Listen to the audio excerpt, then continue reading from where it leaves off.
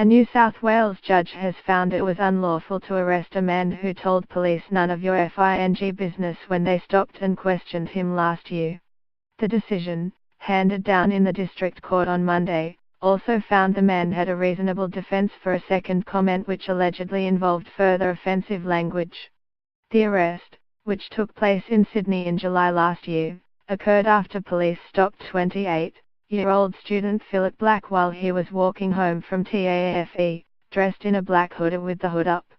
Mr. Black refused to answer police's repeated questioning about who he was and why he was in the area, the court heard. He was arrested for offensive language after he eventually replied, "None of your FING business." Yet soon after, one of the officers said your FING worked up, the court heard. The arrest was discontinued after Mr. Black pointed out that the officer had used the same language. Mr. Black was detained by police for some time after, in which police subjected him to a search. Judge Scotting ruled the arrest and subsequent search were unlawful, as police failed to consider alternative ways to deal with the matter other than arrest.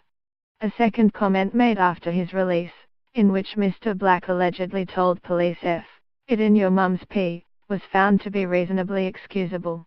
Judge Scotting found Mr. Black was entitled to be upset, given the protracted and unjustified interference with Mr. Black's civil liberties. Solicitor Sophie Parker from Redfern Legal Centre said the decision represents an important point on civil liberties.